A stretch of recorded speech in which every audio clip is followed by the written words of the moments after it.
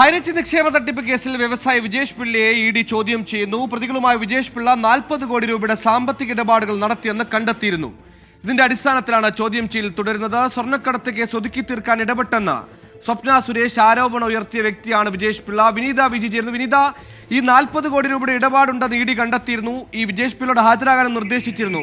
വളരെ പെട്ടെന്ന് തന്നെ ഒരു ചോദ്യം ചെയ്യലിലേക്ക് എത്തുന്നതിന് എന്തെങ്കിലും കാര്യമുണ്ടോ? ഈ പ്രതികളെ ഇന്ന് ചോദ്യം ചെയ്തത് ഇതിന്റെ അടിസ്ഥാനത്തിലാണോ?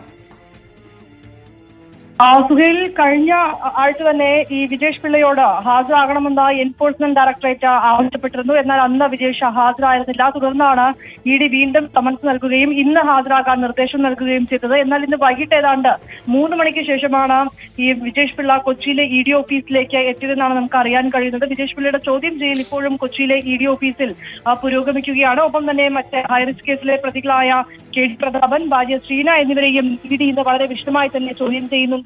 ഇവരുടെ 3 പേരുടെയും ചോദ്യം ചെയ്യൽ ഇപ്പോൾ കൊച്ചിയിലെ ഇഡി ഓഫീസിൽ നടക്കുന്നുവെന്നാണ് നമുക്ക് ഇഡി വൃത്തങ്ങളിൽ നിന്നും ലഭ്യമാവുന്ന വിവരം. ഈ പ്രതികളുമായി വിജേഷ് പിള്ളയ്ക്ക് സാമ്പത്തിക ഇടപാടുകൾ ഉണ്ട് എന്ന് ഇഡി കണ്ടെത്തിയിട്ടുണ്ടായിരുന്നു. ഈ OTTയുമായി ബന്ധപ്പെട്ട ഏതാണ്ട് 40 കോടി രൂപയുടെ സാമ്പത്തിക ഇടപാട് പ്രതികളുമായി വിജേഷ് പിള്ള നടത്തിയിരുന്നുവെന്നും ഇഡിക്ക് വിവരം ലഭ്യമായിരുന്നു. ഇതിനെ തുടർന്നാണ് ഈ സാമ്പത്തിക ഇടപാടുകൾ സംബന്ധിച്ചുള്ള രേഖകൾ ഉൾപ്പെടെ ഹാജരാക്കണമെന്ന് വിജേഷ് പിള്ളയോട് ഇഡി ആവശ്യപ്പെട്ടിരുന്നത്. തുടർന്ന് ഇന്ന് വൈകിട്ടാണ് വിജേഷ് പിള്ള കൊച്ചിയിലെ ഇഡി ഓഫീസിലേക്ക് എത്തിയത്. 3 വരെയും വളരെ വിശദമായി തന്നെയാണ് ഈ കേസുമായി ബന്ധപ്പെട്ട ഇഡി ചോദ്യം ചെയ്തത്. ഈ കേസിലെ പ്രതികളായ കെ ഡി പ്രതാപൻ, ഒപ്പം തന്നെ ഭാര്യ ശ്രീന പ്രതാപൻ എന്നിവരെ കഴിഞ്ഞ ദിവസവും ഇഡി ചോദ്യം ചെയ്തിരുന്നു.